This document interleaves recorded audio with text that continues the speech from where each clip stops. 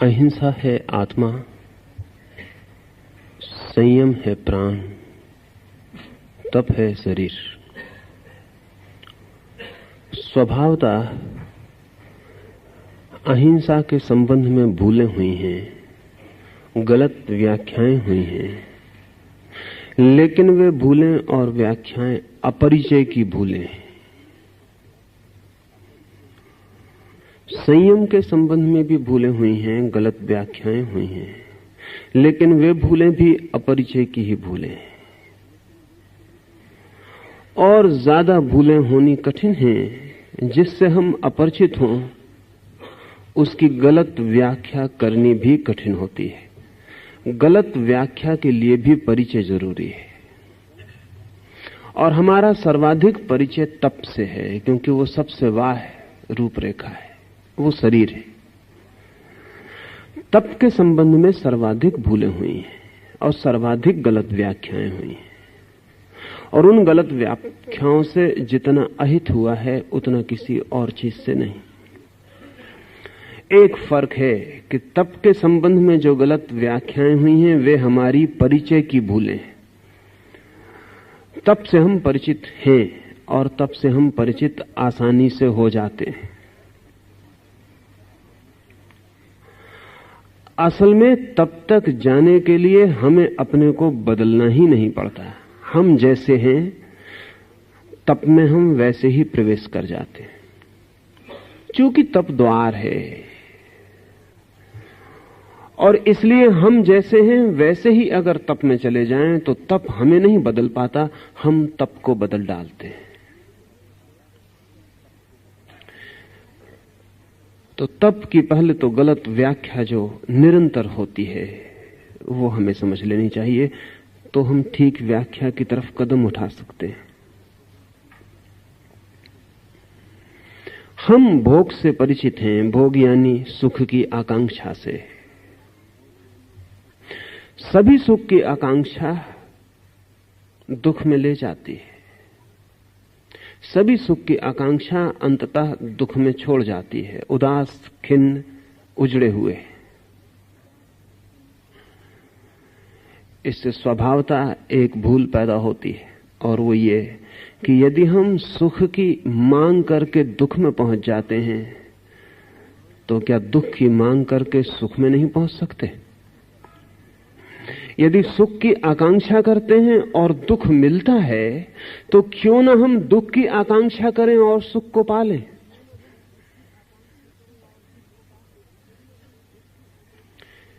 इसलिए तप की जो पहली भूल है वो भोगी चित्त से निकलती है। भोगी चित्त का अनुभव यही है कि सुख दुख में ले जाता है। विपरीत हम करें तो हम सुख में पहुंच सकते हैं। तो सभी अपने को सुख देने की कोशिश करते हैं, हम अपने को दुख देने की कोशिश करें। यदि सुख की कोशिश दुख लाती है तो दुख की कोशिश सुख ला सकेगी, ऐसा सीधा गणित मालूम पड़ता है। लेकिन जिंदगी इतनी सीधी नहीं, और जिंदगी का गणित इतना साफ नहीं। जिंदगी बहुत उलझाव है। उसके रास्ते इतने सीधे होते तो सभी कुछ हल हो जाता। सुना है मैंने कि रूस के एक बड़े मनोवैज्ञानिक पावलोव के पास, जिसने कंडीशन्ड रिफ्लेक्स के सिद्धांत को जन्म दिया, जिसने कहा कि अनुभव संयुक्त हो जाते हैं। एक बूढ़े आदमी को लाया गया जो कि शराब पीने की आदत से इतना परेशान हो गया है कि चिकित्सक कहते हैं कि उसके खून में शराब फैल गई है।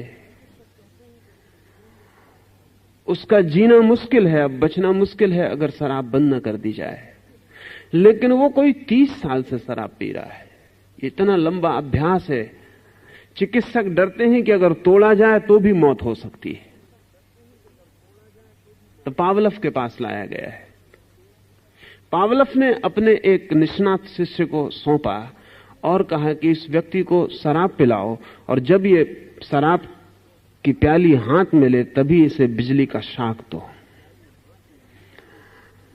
ऐसा निरंतर करने से शराब पीना और बिजली का धक्का और पीड़ा संयुक्त हो जाएगी। शराब पीड़ा युक्त हो जाएगी, कंडीशनड हो जाएगी। पीड़ा को कोई भी नहीं चाहता है। पीड़ा को छोड़ना शराब को छोड़ना बन जाएगा। और एक बार ये भाव मन में बैठ जाए गहरे कि शराब पीड़ा देती है, दुख लाती है, तो शराब को छोड़ना कठिन नहीं होगा। 1 महीना प्रयोग जारी रखा गया। 1 महीना पावलोव की प्रयोगशाला में वो आदमी रुका था। वो दिन भर शराब पीता था। जब भी वो शराब का प्याला हाथ में लेता तभी उसकी कुर्सी उसको शॉक देती है। वो सामने बैठा हुआ मनोवैज्ञानिक बटन दबाता रहता। कभी उसका हाथ छलक जाता, कभी हाथ से प्याली गिर जाती। महीने भर बाद पावलोव ने अपने युवक शिष्य को बुलाकर पूछा, कुछ हुआ? युवक शिष्य ने कहा, हुआ बहुत कुछ। पावलोव खुश हुआ। उसने कहा, मैंने कहा ही था कि निश्चित ही कंडीशनिंग से सब कुछ हो जाता है। पर उसके शिष्य ने कहा, ज्यादा खुश ना हो, क्योंकि करीब करीब उल्टा हुआ। पावलोव ने कहा, उल्टा? क्या अर्थ तुम्हारा? युवक ने कहा, ऐसा हो गया है, वो इतना कंडीशनड हो गया है कि अब शराब पीता है तो पहले जो भी पास में सॉकेट होता है उसमें उंगली डाल लेता है। कंडीशनड हो गया, लेकिन अब बिना शाक के शराब नहीं पी सकता है। शराब तो नहीं छूटी, शाक पकड़ गया। अब कृपा करके शराब छूटे या न छूटे, शाक छुड़वाइए, क्योंकि शराब जब मारेगी मारेगी। ये शाक का धंधा खतरनाक है, ये अभी भी मार सकता है। अब वो पी ही नहीं सकता। इधर एक हाथ में प्याली लेता है, दूसरा हाथ सॉकेट में डालता है। जिंदगी इतनी उलझी हुई है, जिंदगी इतनी आसान नहीं।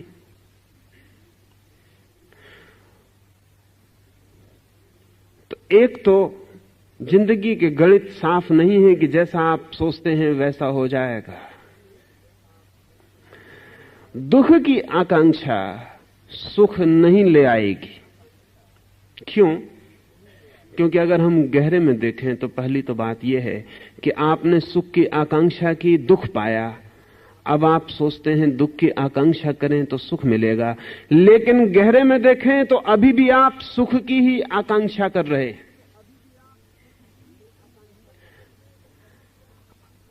दुख चाहें तो सुख मिलेगा, इसलिए दुख चाह रहे हैं। आकांक्षा सुख की ही है, और सुख की कोई आकांक्षा सुख नहीं ला सकती। ऊपर से दिखाई पड़ता है कि आदमी अपने को दुख दे रहा है, लेकिन वो दुख इसीलिए दे रहा है कि सुख मिले। पहले सुख दे रहा था ताकि सुख मिले, दुख पाया। अब दुख दे रहा है ताकि सुख मिले, दुख ही पाएगा। क्योंकि आकांक्षा का सूत्र तो अब भी गहरे में वही है, ऊपर सब बदल गया, भीतर आदमी वही है। सच बात यह है, दुख चाहा ही नहीं जा सकता। You can not desire it. Impossible है, असंभव है। अगर हम ऐसा कहें कि सुख ही चाह है और दुख की तो अचाह ही होती है, चाह नहीं होती। हां, अगर कभी कोई दुख चाहता है तो सुख के लिए ही, लेकिन वो चाह सुख की ही है। दुख चाहा ही नहीं जा सकता, ये असंभव है। तब हम ऐसा कह सकते हैं, जो भी चाहा जाता है वो सुख है, और जो नहीं चाहा जाता है वो दुख है। इसलिए दुख के साथ चाह को नहीं जोड़ा जा सकता। और जो भी आदमी दुख के साथ चाह को जोड़ के तब बनाता है, दुख धन चाह बराबर तप, ऐसी हमारी व्याख्या है। जो भी आदमी दुख के साथ चाह को जोड़ता है और तप बनाता है, वो तप को समझ ही नहीं पाएगा। दुख की तो चाह ही नहीं हो सकती। सुख ही पीछे दौड़ता है।